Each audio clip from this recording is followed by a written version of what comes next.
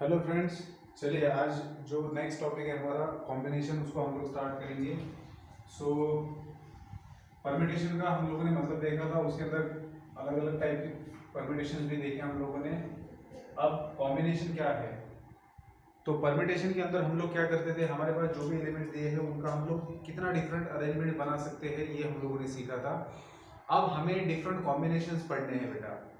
Permutation के अंदर हम क्या करते थे, दोनों के बीच में पर्टिकुलर डिफरेंस क्या है परमिटेशन और कॉम्बिनेशन के बीच में। तो अगर आपके पास 5, मान लीजिए कोई भी 5 लोग हैं आपके पास, तो permutation of 5 objects taken all at a time, मतलब 5 के 5 लोगों को अगर कंसिडर करते हो तो वो बन जाता था आपका 5 फैक्टोरियल, है ना।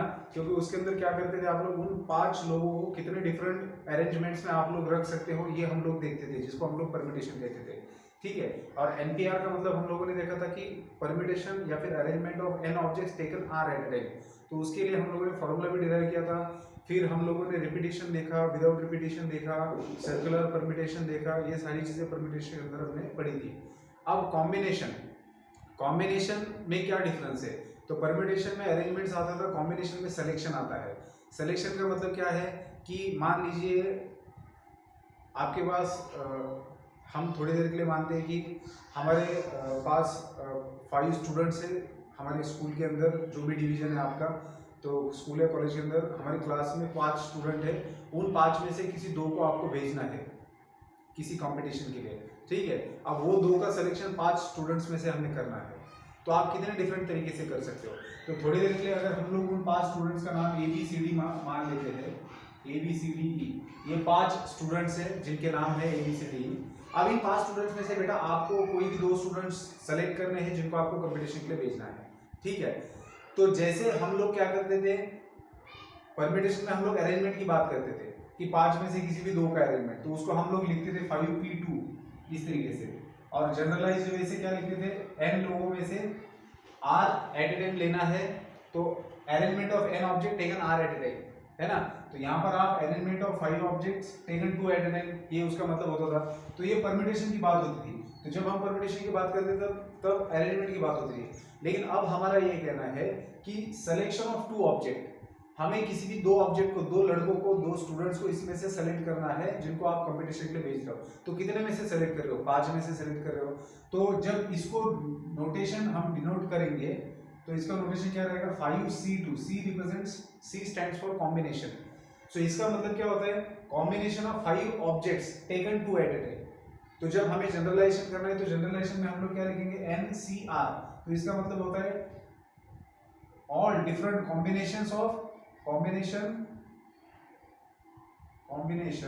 of n objects taken r at a time, ठीक है। तो ये इसका रिप्रेजेंटेशन हुआ कॉम्बिनेशन का। ठीक है। तो इस तरीके से हम लोग उसको डिनोट करते हैं। इसको और 1-2 तरीके डिनोट करने के, ठीक है, लेकिन यही यूज होता है इन जनरल। अब हम एग्जांपल दे देते हैं, हमारे पास 5 स्टूडेंट्स हैं क्लास के अंदर, जिनमें से 2 स्टूडेंट्स को हमें भेजना है। तो सिलेक्शन किस तरीके से हो सकता है, तो देखिए A एंड B इन दोनों को सेलेक्ट किया जा सकता है, या फिर A एंड C को सेलेक्ट किया जा सकता है, या फिर A एंड D को सेलेक्ट किया जा सकता है, या फिर A एंड E को सेलेक्ट किया जा सकता है।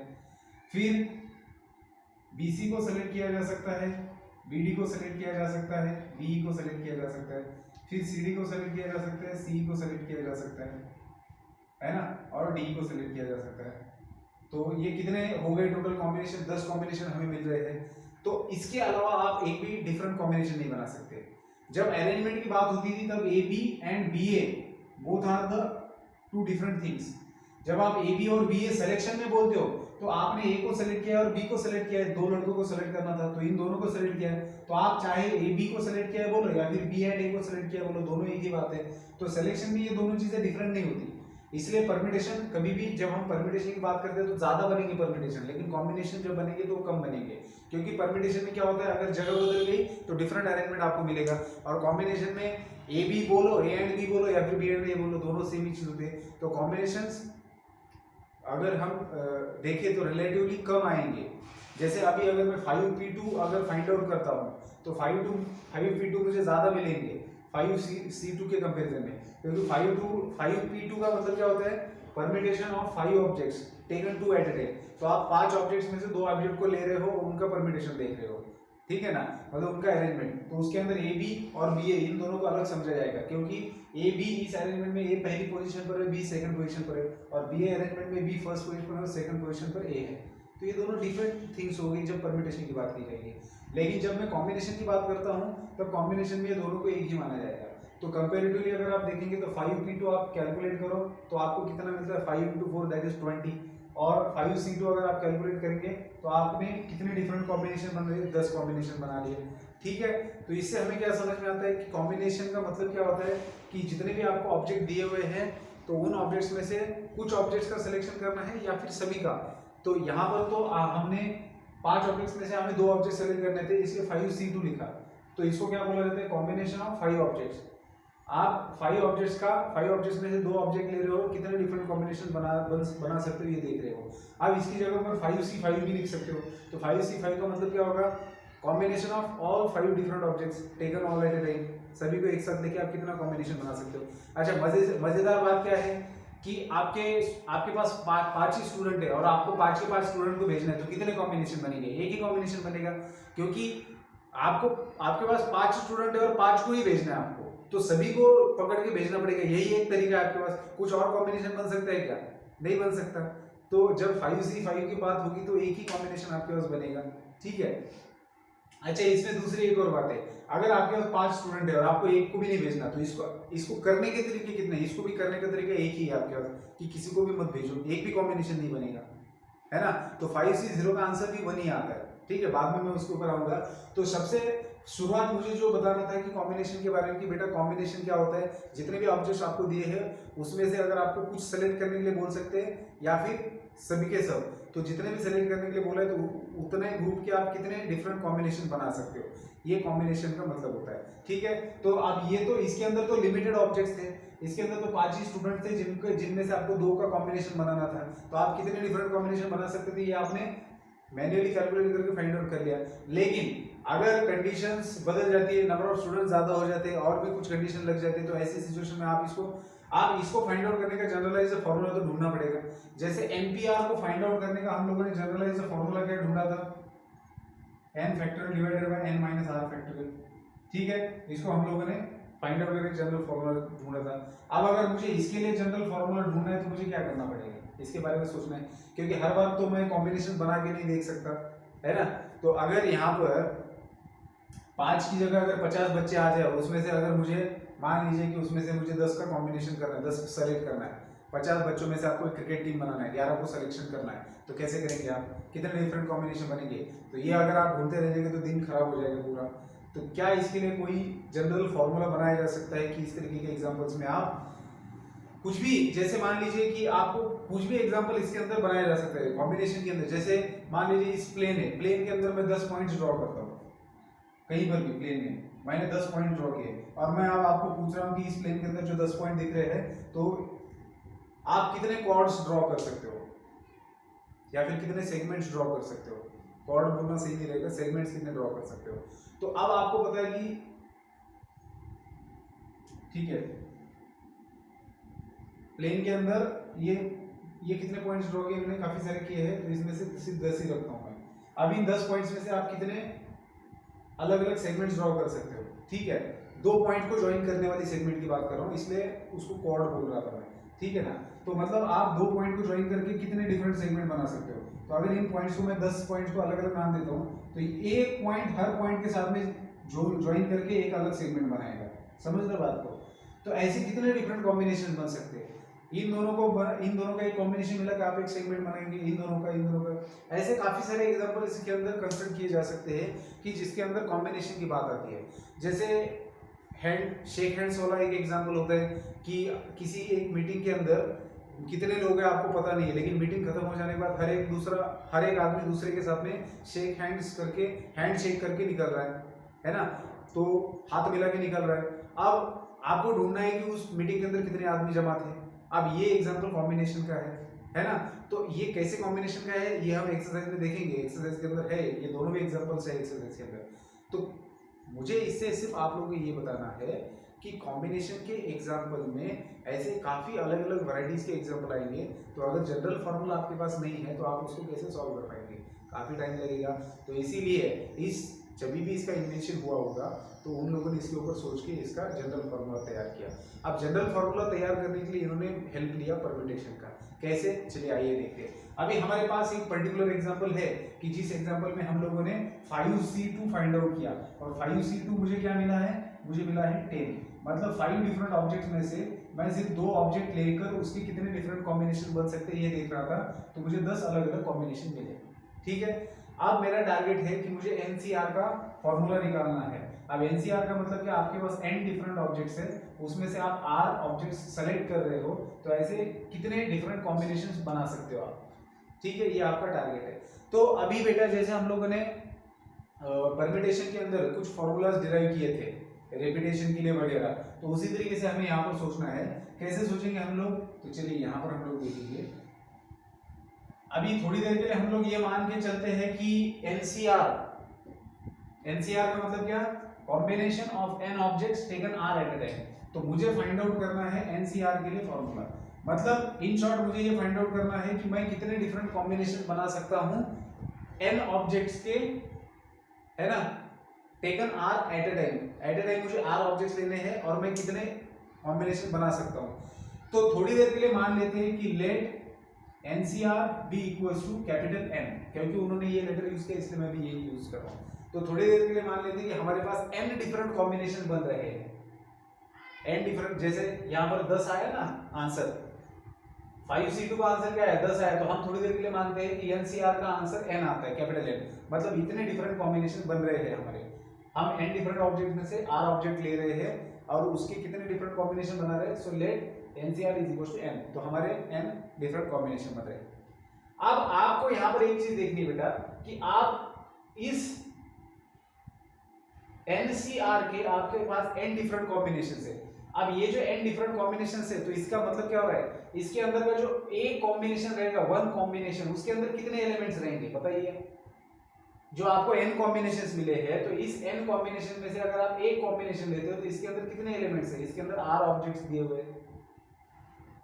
अब अगर ये नहीं समझ में आता है तो पर्टिकुलर एग्जांपल देखेंगे। अब आपके पास इसके लिए 10 कॉम्बिनेशन है और हर एक कॉम्बिनेशन के अंदर कितने एलिमेंट्स है, 2 एलिमेंट्स है।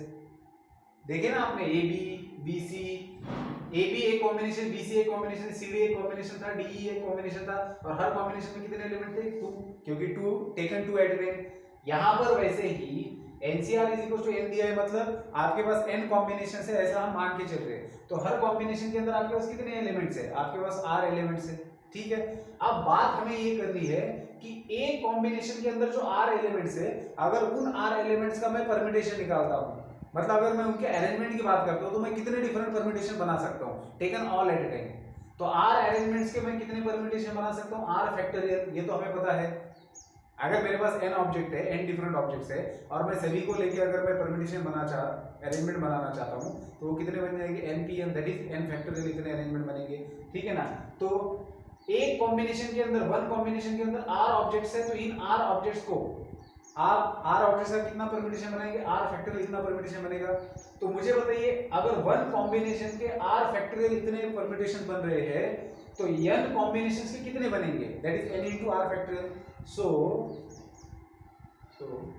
we have n into r factorial permutations।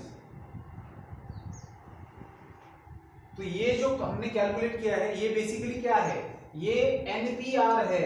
समझ रहे हो बात को। आपके पास टोटल n ऑब्जेक्ट्स थे, तो इन n ऑब्जेक्ट्स का आपने परम्यूटेशन अरेंजमेंट लिखा है taken r at a time. तो ये जो क्वांटिटी बेसिकली आपको मिली है, तो ये क्वांटिटी है NPR। सो देयरफॉर हम लोग इसको इक्वेट कर सकते हैं NPR के साथ में, this is equals to NPR। ठीक है, आप पर्टिकुलर एग्जांपल में करके देख सकते हो। ठीक है, जैसे कि अब अगर इसी चीज को मैं पर्टिकुलर एग्जांपल में देखना चाहता हूं, तो कैसे देखूंगा। तो हमें पता नहीं था इसके अंदर कितने परम्यूटेशंस है। ठीक है, यहाँ पर पता नहीं था, लेकिन यहाँ पर तो हमें पता है इसके अंदर 10 परम्यूटेशन है। चलिए आगे बात करते हैं कि r फैक्टोरियल का मतलब क्या है कि इसके अंदर एक कॉम्बिनेशन जो है, इसके अंदर 2 एलिमेंट्स हैं, 2 बच्चे हैं इसके अंदर। तो उन दो बच्चों को आप कितने अलग तरीके से अरेंज कर सकते हो, 2 फैक्टरियल से अरेंज कर सकते हो, ठीक है। सो 2 फैक्टरियल से अरेंज किया। अब हमें पता है कि इसके कितने टोटल कॉम्बिनेशन बन रहे हैं, 10 कॉम्बिनेशन। तो मैंने यहाँ पर क्या किया है, कितने कॉम्बिनेशन बन रहे हैं, 10। यहाँ पर हमें पता नहीं था इसलिए n into r फैक्टरियल लिखा है, लेकिन यहाँ तो हमें पता है, तो मैं इसको 10 into 2 फैक्टरियल लिख सकता हूँ। तो टोटल कितने कॉम्बिनेशन बन रहे हैं, टोटल कितने अरेंजमेंट हो रहे हैं, 20। और आपको पता है कि 5p2 का भी वैल्यू 20 होता है। मतलब जब भी कभी हमें अगर ऐसा कुछ दिया जाए, जैसे मान लीजिए 7c3 दिया है, तो अगर मैं इसके जो भी कॉम्बिनेशन बन रहे हैं, जैसे मान लीजिए मैं मानता हूं इसके n कॉम्बिनेशन बनते हैं, तो अगर मैं n को इस 3 फैक्टरियल से मल्टीप्लाई करता हूं तो मुझे मिल जाता है 7p3। समझ रहे हो बात को? तो इससे मुझे क्या मिल सकता है, तो इससे मुझे कॉम्बिनेशन कितने मिल रही है मैं फाइंड आउट कर सकता हूं इस तरीके से, जो आपको इस एग्जांपल से भी पता चलेगा।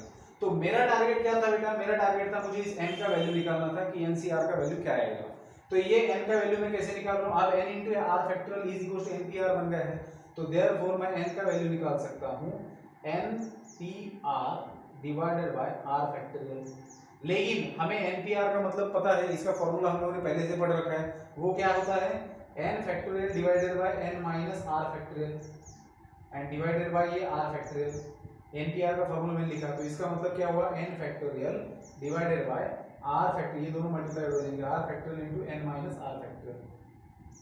तो बेटा देयरफॉर हम लोगों ने NCR के लिए फार्मूला डिराइव किया है n factorial divided bye r factorial into n minus r factorial. समझ रहे हैं बात? चलिए अब यहाँ पर एक और चीज देख लेते हैं, ये जो r रहेगा तो r का वैल्यू क्या हो सकता है, r का वैल्यू क्या हो सकता है, r का वैल्यू होगा positive integer.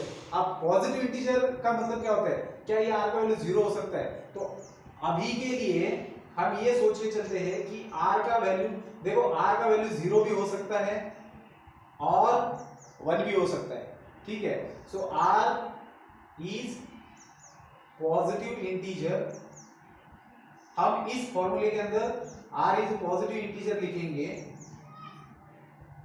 And r is less than और इक्वल टू n। इन दो चीजों को ध्यान में रखना।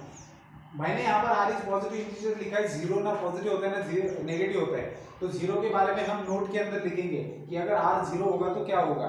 फॉर्मूला जब हमने लिखा है तो यहाँ पर r के ऊपर रेस्ट्रिक्शन लगा देते हैं कि r पॉजिटिव इंटीजर होगा, और दूसरी चीज सबसे इंपॉर्टेंट चीज ये कि r या तो n से छोटा होगा या n के बराबर होगा, n से बड़ा। अब आप खुद लॉजिक लगाइए और मुझे बताइए कि यहाँ पर जो r आ रहा है, ये जो r है, तो क्या ये r n से बड़ा हो सकता है? हो सकता है क्या? नहीं हो सकता। क्यों नहीं हो सकता? क्योंकि n आपके टोटल डिफरेंट ऑब्जेक्ट्स है और उसमें से आपको कुछ ऑब्जेक्ट्स को सेलेक्ट करना है। आपके पास ऑप्शन क्या है, आप ज्यादा से ज्यादा सारे ऑब्जेक्ट्स को सेलेक्ट कर सकते हो। समझ रहे हो बात को? मतलब कि आपके पास अगर 5 स्टूडेंट्स है और उसमें से आपको 5 के 5 आप ले सकते हो, लेकिन 5 स्टूडेंट में से आप 6 स्टूडेंट कैसे सेलेक्ट कर सकते हो? बताइए, हो सकता है क्या? नहीं हो सकता। तो इसका अगर ये नहीं हो सकता तो फिर r क्या होगा, r या तो n के बराबर होगा या फिर n से लेस ही होना चाहिए। क्यों? रीजन क्या है? क्योंकि जितने भी यहाँ पर ऑब्जेक्ट दिए उसमें से ही आपको सिलेक्शन करने हैं। तो आप या तो जितने दिए उतने का सबका सिलेक्शन कर सकते हो या फिर उससे कम का, उससे ज्यादा का तो हो ही नहीं सकता। इसलिए r is always less than और इक्वल टू n। तो ये कंडीशन तो कभी भी रहेगी जब भी कॉम्बिनेशन का जिक्र होगा। दूसरी बात, ये जो r है वो पॉजिटिव इंटीजर ही होगा, और अगर 0 होगा तो क्या होगा? तो थोड़ी देर के लिए हम सोचते हैं कि 0 का मतलब क्या होता है, r का वैल्यू अगर 0 है तो इसका मतलब क्या है? इसका मतलब ये हो रहा है कि आपके पास 5 स्टूडेंट्स थे और आपको 0 स्टूडेंट्स को सेलेक्ट करना है। अब बताइए कितने कॉम्बिनेशन बनेंगे। अब आपको लग सकता है कि अगर मेरे पास 5 स्टूडेंट है और मुझे अगर 0 स्टूडेंट को सेलेक्ट करना है, मतलब मुझे सेलेक्ट ही नहीं करना है किसी को, तो कॉम्बिनेशन बनेंगे कैसे?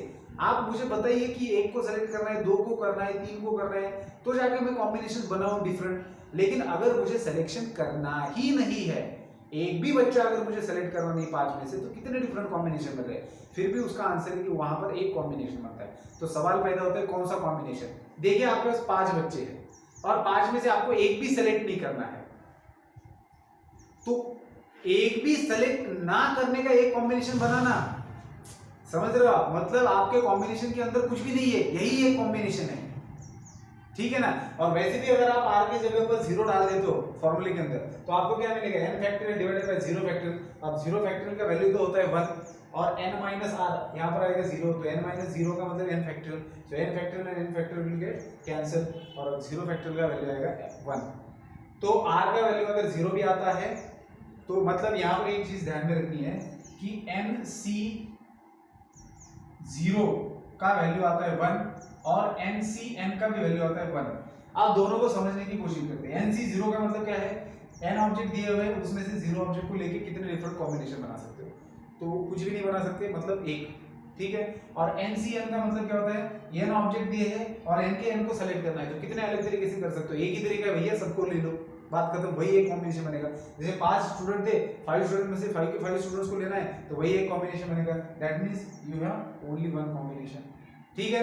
चलिए, तो जनरल फार्मूले के लिए क्या क्या चीजें याद में रखनी है, तो पहला तो जनरल फार्मूला याद रखा, ठीक है। अब बेसिकली ये फार्मूला आपको कब यूज करना है, जब सिंबॉलिक वे से कोई एग्जांपल कंसिडर किया है, जैसे कि एक्सरसाइज के अंदर शुरुआत के कुछ एग्जांपल है कि जिसके अंदर आपको इस फॉर्मूले का यूज करना है। लेकिन अगर आपको इस तरीके के चीजों की वैल्यू निकालनी है, इस तरीके के एग्जांपल में, जैसे मान लीजिए आपको 10c3 का वैल्यू निकालना है, तो बिल्कुल आपको इसके लिए इस फॉर्मूले की यूज करने की जरूरत नहीं। जैसे हम लोगों ने एनपीआर का फॉर्मूला, जैसे मैंने 10p3 का वैल्यू निकालना है, तो इसके लिए मैंने कभी ये फॉर्मूला यूज किया नहीं, क्योंकि मैंने आपको क्या बताया था कि अगर आपको 10p3 का वैल्यू निकालना है तो हम लोग कैसे निकालते हैं, यहाँ पर कितना नंबर है 3, तो 10 को 3 बार पीछे ले जाते हैं डिसेंडिंग ऑर्डर में, तो 10 9 into 8, क्योंकि बाकी तो कैंसिल हो ही जाते हैं वैसे भी, जब आप फॉर्मूले के अंदर डालते हो तो आप 10p3 निकालते समय क्या करते थे, 10 into 9 into 8 करते थे, तो 10p3 निकल जाता था। उसी तरीके से जब 10c3 निकालना है आपको, तब आप इस फॉर्मूले के अंदर डाल के देखिए, आपको समझ में आ जाएगा कि हर बार जब आप इसका कैलकुलेशन करते हो तो कैसे कैलकुलेशन होता है। तो देखिए यहाँ पर कितना नंबर है, 3 है, तो फिर से आप 10 को डिसेंडिंग ऑर्डर में 3 तक कम करेंगे। 3 तक का मतलब क्या, 10 9 और 8, ठीक है, 3 नंबर्स पीछे जाएंगे। अगर यहाँ पर 5 होता तो 5 नंबर्स पीछे जाते, यहाँ पर 2 होता तो 2 ही नंबर पीछे जाते 10 को पकड़ के। तो अगर यहाँ पर 3 दिया है और मुझे 10c3 का वैल्यू निकालना है, तो मैं 10 से डिसेंडिंग ऑर्डर में पीछे जाऊंगा, 10 9 और 8 लिखूंगा बस, क्योंकि यहाँ पर 3 दिया हुआ था तो मैं 3 नंबर पीछे चला गया, तो मैंने लिखा 10 9 8, 10 को पकड़ के 3 नंबर पीछे आया। लेकिन यहाँ पर सिर्फ इतना करके हम रुक जाते थे, यहाँ पर आपको 3 फैक्टोरियल से डिवाइड करना है। तो इन शॉर्ट अगर आपको ध्यान में रखना है तो कैसे ध्यान में रखेंगे, तो यहाँ पर जो भी नंबर दिया है उतने नंबर्स आपको ऊपर पीछे जाना है ऊपर के नंबर के लिए, और नीचे जो भी नंबर दिया है उसको सीधा 1 तक मल्टीप्लाई करके लाना है। नेक्स्ट देखते हैं यहाँ पर, ये आप लोग इसको लिख लेना पॉज करके, मैं हटा देता हूँ, ठीक है। अब जैसे कि पर्टिकुलर एग्जांपल, जैसे मान लेते हैं 10c4 दिया है, अब 10c4 दिया, इसको मुझे कैलकुलेट करना है, तो यहाँ पर कितना है 4 है, तो मैं 10 को पकड़ के 4 नंबर्स पीछे चला जाऊंगा डिसेंडिंग ऑर्डर में, 10 9 8 एंड 7, ठीक है। और डिनोमिनेटर में क्या करूंगा, मैं 4 फैक्टोरियल से डिवाइड करूंगा, यहाँ पर जो भी है उसके फैक्टोरियल से, मतलब मैं क्या करूंगा 4 3 2 1 से मल्टीप्लाई करूंगा, ठीक है। तो इसका कैलकुलेशन करके जो भी आंसर आएगा उतने कॉम्बिनेशंस बनेंगे, ठीक है। तो ये है, तो आपको जब जनरलाइज्ड वे वाले क्वेश्चंस होंगे जिसके अंदर इस फॉर्मूले को यूज करने की जरूरत है, तभी आपको इसको यूज करना है। इस तरीके के वैल्यूज को निकालने के लिए आपको इसका यूज करने की बिल्कुल भी जरूरत नहीं है, आप सीधा इस वे से कैलकुलेट करके इसकी वैल्यू निकालेंगे तो कम समय में ये हो जाएगा, ठीक है। तो जब आपको इस टाइप का कैलकुलेशन करना है तो ये वाला मेथड यूज करना है, जब आपको कुछ ऐसे एग्जांपल दिए होंगे कि जिसमें इसका यूज करना ही पड़ेगा तब आपको इसको यूज करना है, लेकिन इसलिए आपको ये फॉर्मूला याद रखना होगा, ठीक है बेटा। तो इस फॉर्मूले को अच्छे से दिमाग में रखेंगे, ये है एनसीआर का जनरल फॉर्मूला। जैसे एनपीआर के लिए देखा था, तो एनसीआर और एनपीआर में सेम ही है, ये होता है एनपीआर और उसको आर फैक्टोरियल से डिवाइड कर दो तो वो होता है एनसीआर, सिंपल है। तो एनपीआर क्या है, N factorial divided by N minus R factorial, और एनसीआर क्या है, तो जो है उसको आर फैक्टोरियल से डिवाइड कर दो, बात खत्म। क्योंकि मैंने पहले बताया कि परम्यूटेशन ज्यादा होते हैं, अरेंजमेंट ज्यादा होते हैं, कॉम्बिनेशंस कम होते हैं हमेशा, ठीक है। तो चलिए आगे बढ़ेंगे। अभी अब हम लोग देखेंगे प्रॉपर्टीज ऑफ कॉम्बिनेशन, कुछ 2-4 प्रॉपर्टीज है उनको पढ़ लेते हैं, और फिर उसके बाद में तो इसके अंदर आप ये दोनों चीजें ध्यान में रखना, NC0 का वैल्यू और NCN का वैल्यू क्या होता है, ठीक है। तो ये आगे काम में आएगा, ठीक है। तो इसके अंदर कंफ्यूजन नहीं होना है। और फिर परम्यूटेशन और कॉम्बिनेशन की वैल्यू में कंफ्यूजन नहीं होना चाहिए, ठीक है। NP0 का मतलब क्या होता है, NP1 का मतलब क्या होता है, वो अलग है, ठीक है।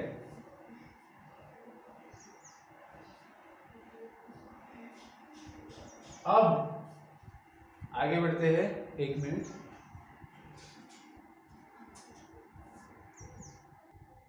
हाँ चलिए बेटा, थोड़ा सा डिस्टर्बेंस था, टीवी का आवाज़ आ रहा था तो वो बंद करवाया मैंने, इसलिए पॉज किया था। चलिए आगे बढ़ते हैं। तो हम लोगों ने अभी कॉम्बिनेशन देखा है, हम लोगों ने फॉर्मूला डिराइव किया कॉम्बिनेशन के लिए। अब बेटा थोड़ी सी प्रॉपर्टीज देखते हैं कॉम्बिनेशन की।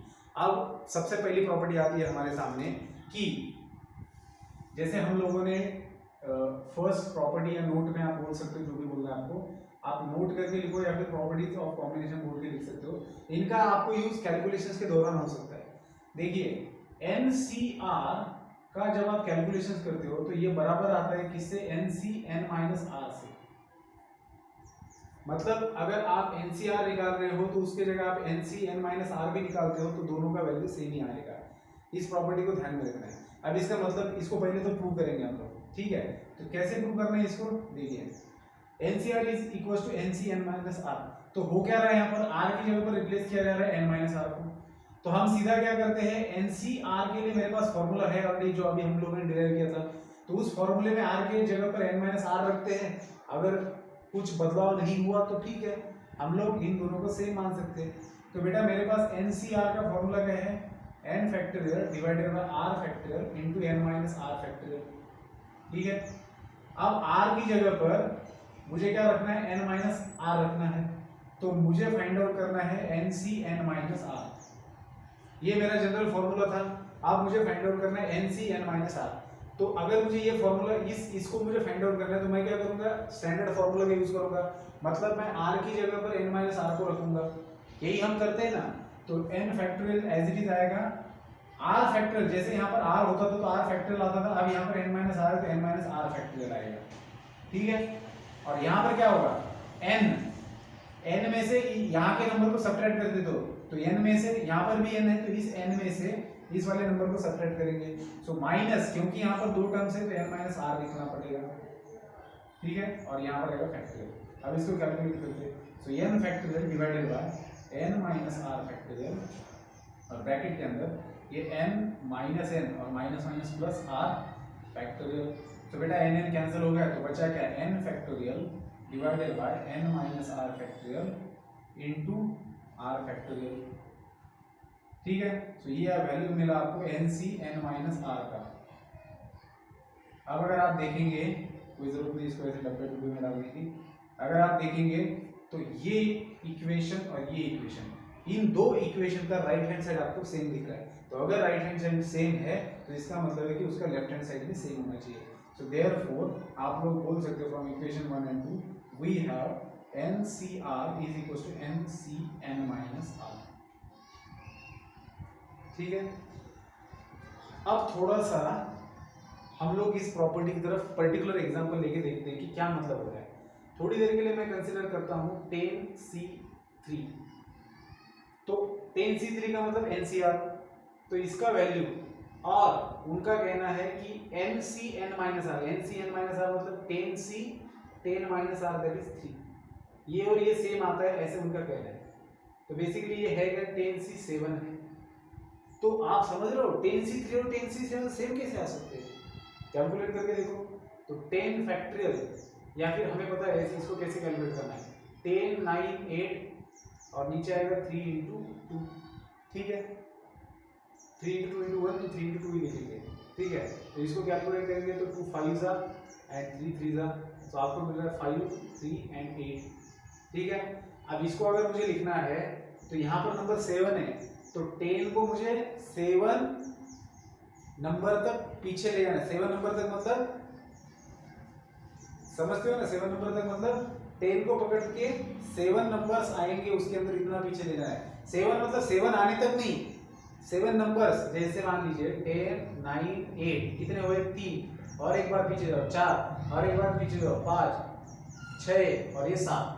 तो 7 नंबर तक पीछे जाना है डिसेंडिंग ऑर्डर में, 1 2 3 4 5 6 7, और डिवाइडेड बाय फिर होगा 7 फैक्टोरियल।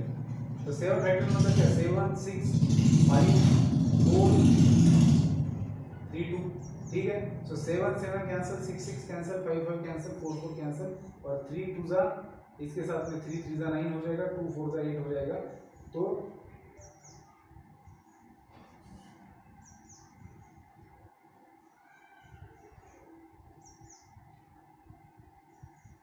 तो क्या बचा आपके पास? 10 इंटू 3 इंटू 4 बचा है। यहाँ पर क्या है? यहाँ पर तो वही है, इसको आप लिख सकते हो 4 इंटू 2, और इस 2 को इसके साथ मल्टीप्लाई करो तो 10 इंटू 3 इंटू 4 ही तो मिल रहा है। समझ रहे हो बात को? मतलब 10C3 और 10C7 का वैल्यू सेम है। तो अगर आपको ये चीज यहाँ पर अगर कुछ क्लिक हो रहा है तो देखो क्या क्लिक होना चाहिए। यहाँ पर 3 है और यहाँ पर 7 है, मतलब जैसे आप 10 के नजदीक जाते हो, देखो हो क्या सकता है, 10 में से आप कितने ऑब्जेक्ट सेलेक्ट कर सकते हो? 10C0 कर सकते हो, 10C1 कर सकते हो, 2 का कॉम्बिनेशन ले सकते हो, 3 का कॉम्बिनेशन ले सकते हो, 4 का कॉम्बिनेशन ले सकते हो। ऐसे करते करते 10 में से 10 का कॉम्बिनेशन ले सकते हो। तो बेटा यहाँ पर आपको ये चीज देखनी है कि जैसे जैसे आप 0 1 2 ऐसे आगे बढ़ते जाते हैं ना, तो सर्टेन लेवल तक आपके 10 इसका वैल्यू बढ़ते जाता है, और एक पॉइंट पर पहुंचने के बाद में फिर जैसे आप 10 की तरफ बढ़ने लगते हैं तो वैल्यू डिक्रीज होने लगता है। तो वैल्यू बढ़ना और डिक्रीज होना ये सेम होता है, इसलिए ये चीज होती है कि इनका वैल्यू सेम आता है। कैसे? देखिए मैं बताता हूं आपको। इसे मानते हैं, छोटा सा एग्जांपल लेते हैं ताकि कैलकुलेशन में दिक्कत नहीं आएगी। 5C0 फिर 5C1, हम 5C0 का 5C1 का वैल्यू निकालते हैं, 5C2 का निकालते हैं, 5C3 का निकालेंगे, 5C4 का, एंड बहुत ही गंदा लिख रहा हूँ। चलिए पहले 5C0 का वैल्यू निकालते हैं। सो 5C0 का वैल्यू क्या आता है? 1। आपको पता है MC0 का वैल्यू 1 आता है, ठीक है ना। फिर 5C1 का वैल्यू क्या? 5 कॉम्बिनेशन बनेंगे, क्योंकि 5 ऑब्जेक्ट में से एक ही ऑब्जेक्ट लेना है, तो या तो ये लेंगे, दूसरा लेंगे, तीसरा लेंगे, 4 लेंगे, 5, ये 5 कॉम्बिनेशन बनेंगे। फिर 5C2 निकालना है। 5C2 का मतलब क्या? 5 इंटू 4 ऊपर और नीचे 2 इंटू 1, दैट इज मिलेगा आपको 10। फिर 5C3 निकालना है, तो 5C3 का मतलब क्या होता है? तो 5 4 और ये 3 और नीचे 3 इंटू 2, तो 3 3 मिल गया आंसर, 2 2 4, तो ये 10 मिल रहा है आपको। फिर 5C4, तो 5C4 का मतलब क्या? 5 4 3 2, और डिनोमिनेटर के अंदर क्या हो, क्योंकि यहाँ पर 4 है तो 5 को पकड़ के आप 4 बार पीछे लेंगे, 4 नंबर पीछे लेंगे, फिर 4 3 2, तो ये कैंसिल हो गया, बचा 5, ठीक है। फिर 5C5 लास्ट आप निकालो, वो आएगा 1। तो आप देख रहे हो शुरुआत कहाँ से हुई थी? 1 वैल्यू आया, फिर वैल्यू बढ़ गया, फिर वैल्यू बढ़ गया। अब ये पिक पॉइंट था, फिर वैल्यू रिपीट हुआ यहाँ पर, फिर यहाँ से नीचे आया लेकिन फिर भी रिपीट हुआ उसके पहले वाले से, और फिर नीचे आया, रिपीट हुआ पहले वाले से। चलिए एक और एग्जांपल देते हैं। 6C0 का वैल्यू 1, 6C2 का value 6 into 5 divide by 2 into 1, सो ये बनेगा 3, दैट इज 15। फिर 6C3, so 6 into 5 into 4 divide by 3 into 2, that is 6, that is 20। फिर 6C4, 6 5 4 3, और 4 फैक्टर को लिखेंगे 4 3 2, so 4 into 3 cancel, 2 3s are, that is 15।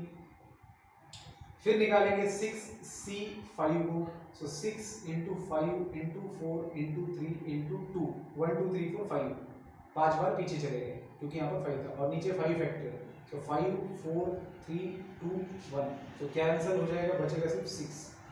6C6 का वैल्यू तो 1 आता है, ये आपको पता है। अब अगर आप देखेंगे तो देखो 1 15, सॉरी 6C1 का वैल्यू लिखना भूल गया मैं, तो 6C1 यहाँ पर लिख देते हैं जिसका वैल्यू आएगा 6।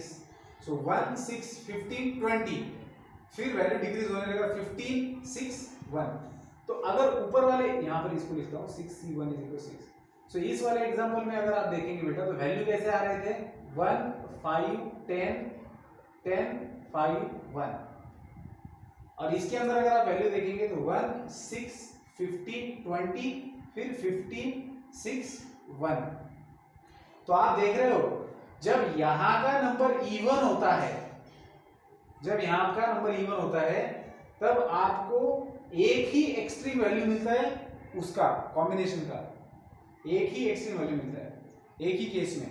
और जब यहाँ का नंबर ऑड होता है तब आपको दो एक्सट्रीम वैल्यूज मिलती है,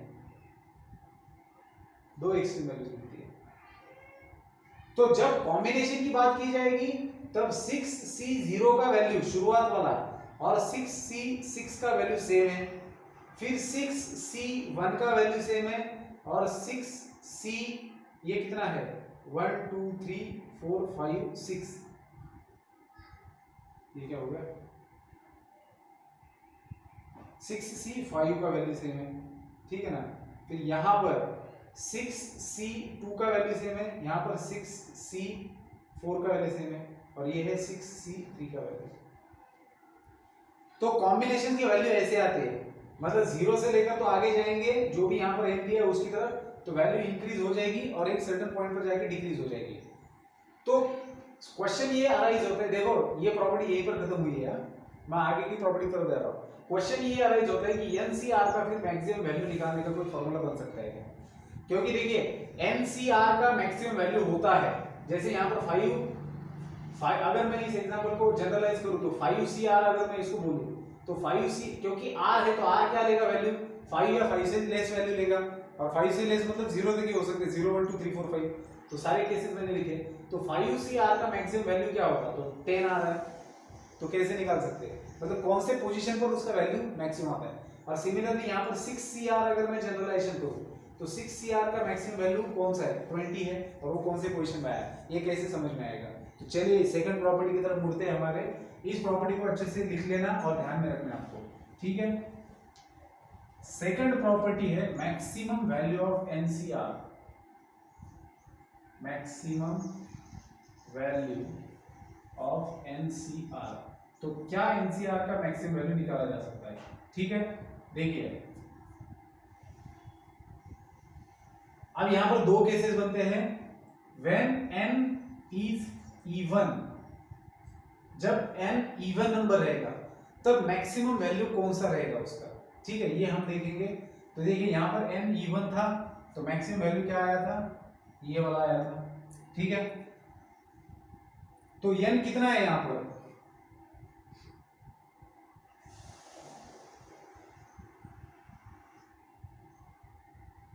हाँ यहाँ पर एक कंडीशन ध्यान में रखनी है, मतलब हमने 0 लिया है लेकिन अगर हम जनरल फॉर्मूला यूज करने जा रहे हैं तो यहाँ पर हम r का वैल्यू नॉट इक्वल टू 0 पकड़ेंगे, तो r इज लेस देन और इक्वल टू n है लेकिन 0 नहीं लेंगे, तो हमें आसानी हो जाएगी जनरल फॉर्मूला बनाने में।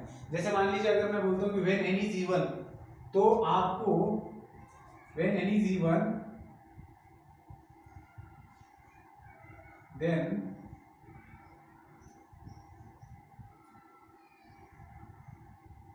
maximum value of NCR will be at R is equal to n by 2। अगर मैं NC60 को इसको इन्वॉल्व नहीं करता हूँ, 60 को इसके अंदर इन्वॉल्व नहीं करता हूँ, तो आपको NCR का मैक्सिमम वैल्यू कौन से पोजीशन पर मिलेगा, मतलब R का वैल्यू क्या होने पर मिलेगा, ये आपको सोचना है। तो जब आपका n इवन रहेगा, मतलब यहाँ का नंबर जब इवन रहेगा तो यहाँ पर क्या लिखेंगे आप कि जिसके लिए आपका वैल्यू मैक्सिमम रहेगा सारी पॉसिबिलिटी में, क्योंकि उसका वैल्यू तो r के ऊपर ही डिपेंड करता है। आप कितनों का कॉम्बिनेशन बना रहे हो उसी के ऊपर वैल्यू डिपेंड करेगा। आपके पास कितने मेंबर्स है ये तो आप देखेंगे कि इवन है या ऑड है, लेकिन आप ले कितने का कॉम्बिनेशन रहे हो ये इंपॉर्टेंट है। तो ये r का वैल्यू जो है, तो अगर यहाँ पर n इवन आता है, अगर n इवन आता है तो r का वैल्यू आपको n by 2 लेना है।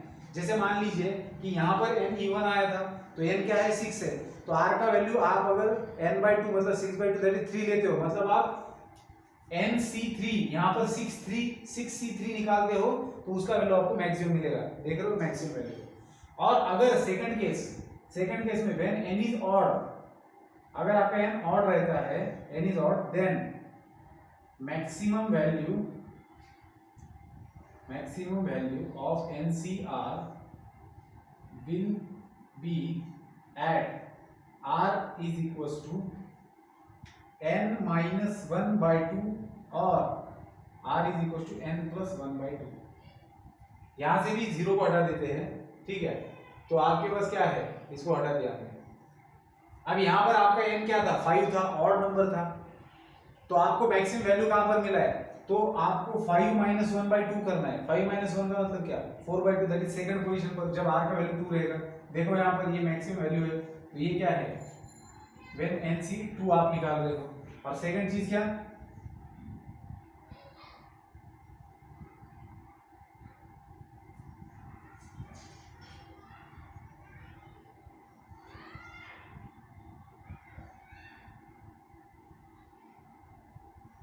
हाँ जीरो लेते हो तो भी कोई दिक्कत नहीं है, अगर जीरो रहेगा भी तो उससे क्या दिक्कत है, हमें हमें थोड़ी ना इसको गिनना है ये कौन से पोजीशन पर आता है, क्योंकि हमारा n तो फिक्स रहेगा, हम जीरो ले या ना ले उससे क्या मतलब है। n तो हमारा 5 है, ऑड है, तो उसमें से एक सब्ट्रैक्ट करना है और फिर वो रखना है, क्योंकि हम लोग r का वैल्यू निकाल रहे हैं, तो r का वैल्यू निकालते समय जीरो पर कोई दिक्कत नहीं आएगा। मैं गलती हो गई मेरे से, मैं इधर देख रहा था, कोई मतलब नहीं, r अगर जीरो भी होता है तो रहने दो, कोई दिक्कत नहीं, क्योंकि हमारा अल्टीमेट क्या है कि हमें r ढूंढना है, तो वो ढूंढने के लिए आपके पास फॉर्मूला का n/2 है, तो यहाँ पर 6 दिया हुआ है तो बात खत्म, मैं 6/2 करूंगा, 6c3 का वैल्यू निकालूंगा। अगर यहाँ पर 1 रहता भी है तो उससे क्या फर्क पड़ने वाला है, कुछ भी नहीं फर्क पड़ने वाला, ठीक है ना। तो चलिए इसको ध्यान में रखते हैं, तो ये जीरो भी रहेगा तो भी कोई दिक्कत नहीं है, ठीक है। अब जब n ऑड होता है तब r का वैल्यू क्या लेना है, तो n-1, क्योंकि देखो मैंने आपको कहा था जब n ऑड होता है तब आपको दो पोजीशन पर, जब दो r के वैल्यूज के लिए, दो टाइप के सिलेक्शन के लिए आपके पास मैक्सिमम वैल्यू आता है। कौन कौन से टाइप के, nc2 मतलब 5c2, 5 में से अगर दो बच्चे सेलेक्ट करते हो तो भी आपके 10 कॉम्बिनेशन है, और 5 में से 3 बच्चे भी अगर आप सेलेक्ट करते हो, n+1 that is 5 + 1/2 6/2 that is 3, तो 5 में से अगर 3 बच्चे भी सेलेक्ट करते हो तो भी आपके 10 ही कॉम्बिनेशन बनेंगे, ठीक है ना। तो इस बात को ध्यान में रखेंगे। तो ये आपकी प्रॉपर्टी नंबर 2 है, that is the maximum value of NCR. NCR का मैक्सिमम वैल्यू आपको कब मिलेगा, ठीक है, ये आप लोग सोच रहे हो। तो एनसीआर का मैक्सिमम वैल्यू आपको आर क्या लेंगे तब जाके आपको पता चलेगा कि एनसीआर का मैक्सिमम वैल्यू क्या है। तो उसके लिए आपको क्या करना है बेटा, इन दोनों पॉइंट्स को ध्यान में रखना है। सबसे पहले आप देखेंगे कि एन इवन है या ऑड है, और उस हिसाब से फिर आर का वैल्यू आप चूज करेंगे, ठीक है। तो ये मेरी सेकंड प्रॉपर्टी थी अपनी। चलिए आगे बढ़ते हैं कॉम्बिनेशन की थर्ड प्रॉपर्टी की तरफ। कॉम्बिनेशन की थर्ड प्रॉपर्टी है, अगर थर्ड प्रॉपर्टी अगर यहाँ पर NCX दिया है and this is equal to NCY दिया है, if NCX is equal to NCY then either x is equals to y or x plus y is equals to n, ये दोनों में से एक चीज होनी चाहिए। जब भी दो कॉम्बिनेशंस, मतलब ये NCX और NCY टाइप के दो कॉम्बिनेशंस फॉर्मूला के फॉर्म में अगर इक्वल होते हैं तो इसका मतलब है कि x और y या तो ये दोनों इक्वल होने चाहिए। ये तो बहुत सिंपल है, मतलब ये बहुत सिंपल है, ये समझ में नहीं आता कि कैसे इन दोनों का एडिशन ये आने पर ये दोनों इक्वल होते हैं। तो इसको प्रूव करते हुए देखो, पहला प्रूफ है इधर x is equal to y वाला, तो ये तो ऑब्वियस है कि अगर ये दोनों इक्वल आ रहे हैं तो ऑब्वियसली x और y को सेम होना ही चाहिए अगर ये दोनों इक्वल है तो, क्योंकि ऊपर के आपके total number of object same है और फिर भी ये दोनों सेम आ रहे हैं।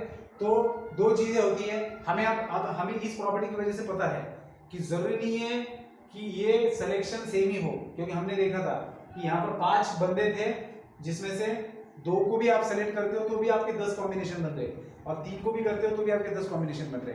तो केस क्या होता है, या तो सिंपल है कि x और y दोनों इक्वल होने चाहिए तब जाके कॉम्बिनेशन का नंबर सेम आएगा, या फिर उन दोनों का एडिशन टोटल नंबर के बराबर होना चाहिए। जैसे यहाँ पर 2 और 3 इन दोनों का एडिशन 5 आ रहा था जो कि टोटल नंबर ऑफ थे।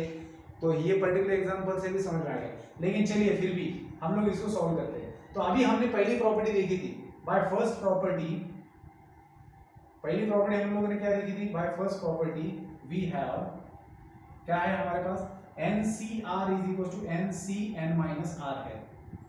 देयरफॉर हम लोग NCX को क्या लिख सकते हैं,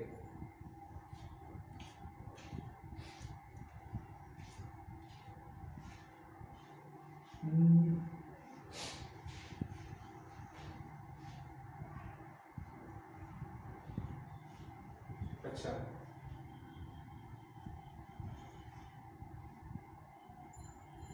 इसको क्या कर सकते हैं हम लोग, फर्स्ट प्रॉपर्टी का भी यूज करेंगे।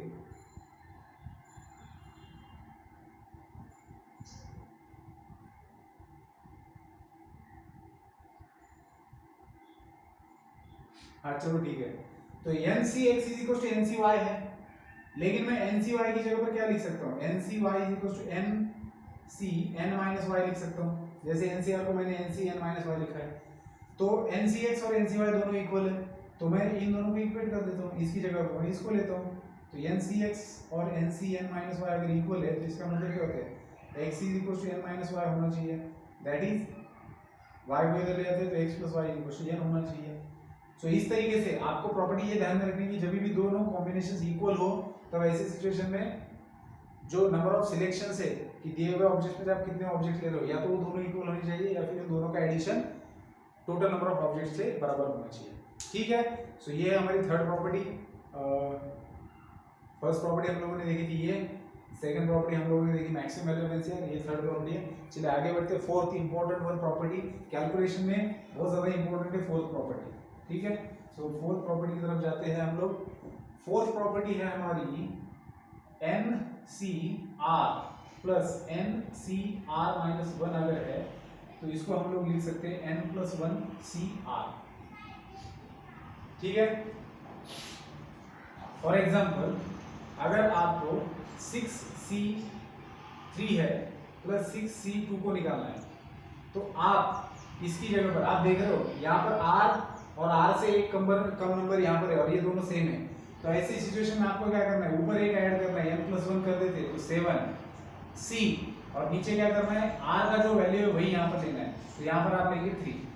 तो या तो इसको आप ऐसे लिख सकते हो, मतलब इसको भी ऐसे लिखा जा सकता है या फिर इसको ऐसे लिखा जा सकता है। तो जब आप एग्जांपल सॉल्व करते हैं तो जल्दी कैलकुलेशंस में ज्यादा ना उलझे, इसके लिए देखो इन दोनों का एडिशन करने के लिए आपको पहले ये कॉम्बिनेशन फाइंड आउट करना पड़ेगा, फिर ये करना पड़ेगा। तो उससे अच्छा है कि आप आपको अगर प्रॉपर्टी पता है तो आप इस प्रॉपर्टी की जगह इन दोनों का एडिशन की जगह पर ये लिखो और इस अकेले का कैलकुलेशन करो, तो टाइम की बचत हो जाएगी। इसलिए ये प्रॉपर्टी इंपॉर्टेंट है, इसको ध्यान में रखेंगे। अब ये प्रॉपर्टी क्या कहती है, चलिए अब इसको प्रूव कैसे करेंगे, तो आप डेफिनेशन का यूज करेंगे। एनसीआर का मतलब क्या होता है, N factorial divided by R factorial into N minus R factorial, इतना तो हमें पता है। और इसके लिए क्या लिख सकते हैं, एन फैक्टोरियल डिवाइडेड बाय, अब हम लोग एलएचएस सॉल्व कर रहे हैं, ठीक है ना, N factorial divided by R minus 1 factorial, ठीक है ना, यही फॉर्मूला इसके ऊपर भी अप्लाई होगा। और यहाँ पर क्या होगा, एन माइनस आर फैक्टोरियल होता है ना, तो ये यहाँ पर दो टर्म्स है तो ब्रैकेट आ जाएगा आर माइनस 1 फैक्टोरियल।